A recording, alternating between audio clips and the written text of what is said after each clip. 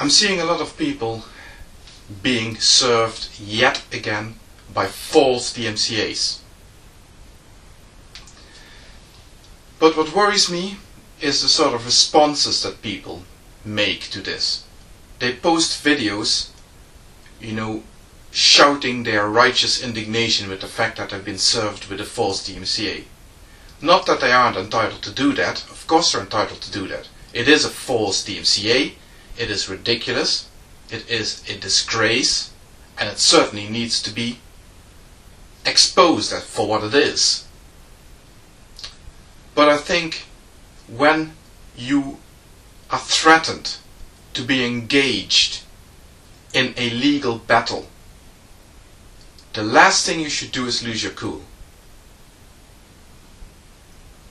And you need to think about what the other person may be trying to do. Now, of course, first of all, the clear agenda that they've got is to get videos that they do not approve of removed from YouTube. Silence the opposition. We all know that, and we're all outraged about that. But there is a hidden agenda there as well. And that is, of course, something that a lot of people are very concerned with when they are filed with a DMCA. And that is why a lot of people don't respond to a DMCA claim. And that is that you need to respond to a DMCA claim by stating your full personal information, which is then passed on to the claimant. But this, it does stop a lot of people from filing counterclaims, even if they would be perfectly entitled to do so.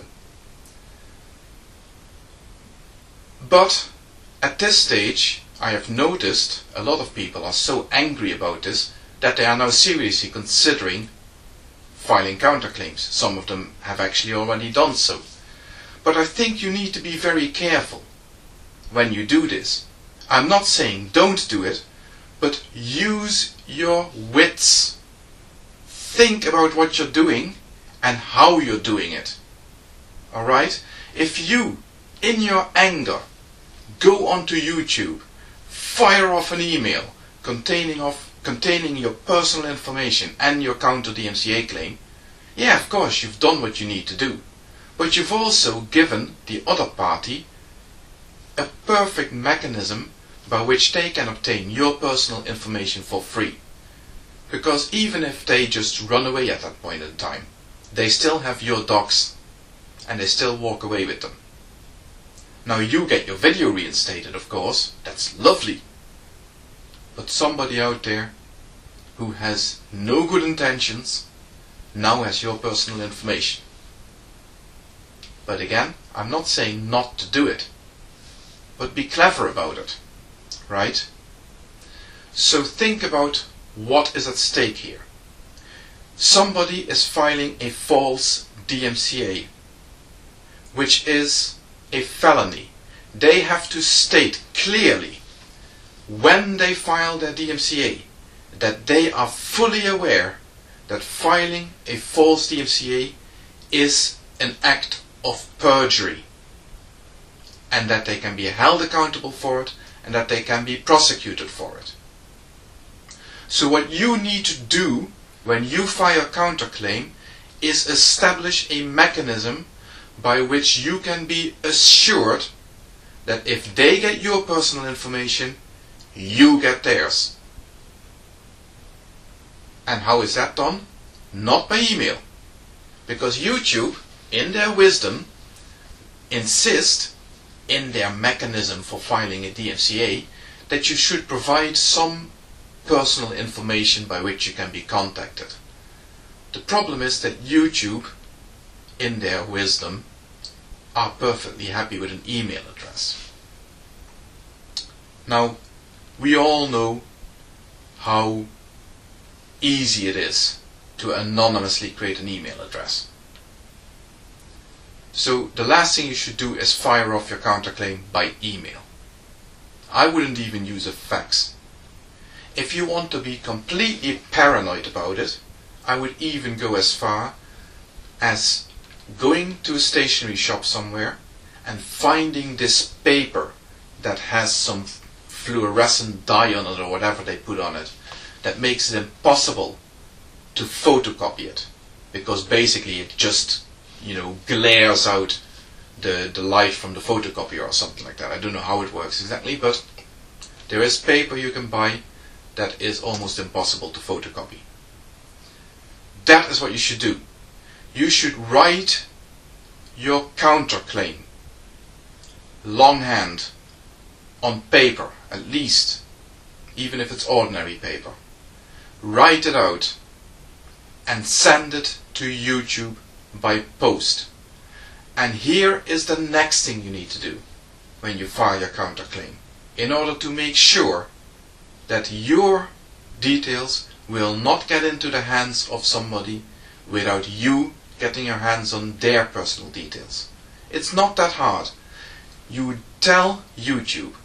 You know the reason why YouTube take down the videos immediately when they receive a DMCA claim? It's because, as the content provider, the man in the middle, so to speak, they must be seen. They must be seen. It's part of the DMCA provisions.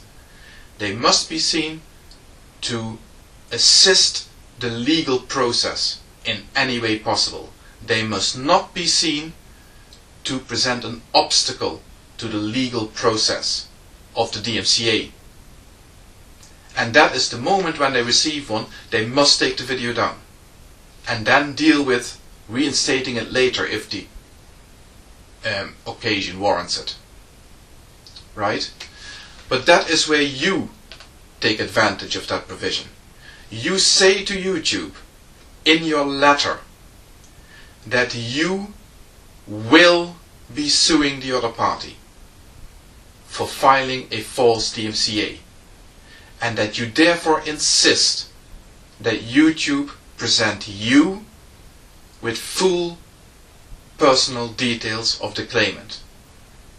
Not only that, you insist that YouTube forward on your counterclaim to the other party by registered post only.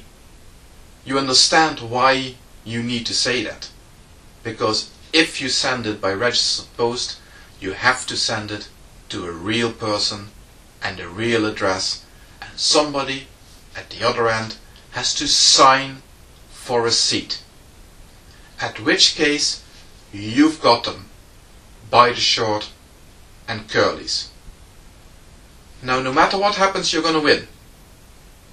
Either, which is by far the most likely, when YouTube go back to the claimant and say, we've got a counter notice here, but they insist that we send it to you by registered mail, please send us your personal details. Suddenly, brave Sir Robin, the false DMCAer, runs away. At that point in time, you contact YouTube, you state, because the claimant has chosen not to further pursue their claim, the DMCA must be frivolous, the takedown was unwarranted, I insist that you now reinstate my video. You win. In the other case, if the other person is stupid enough to pass on their personal details to YouTube and they send you your counter notification by registered mail and they then don't respond, you send YouTube a writ, a subpoena, to pass on the personal information to you so that you can now pursue the legal action that you are entitled to take. And so you will get your hands on their personal information. And again, you win. But if you, in your anger, just fire off an email to YouTube and put in all your personal information in that, yeah, then you're handing it to them on a silver platter.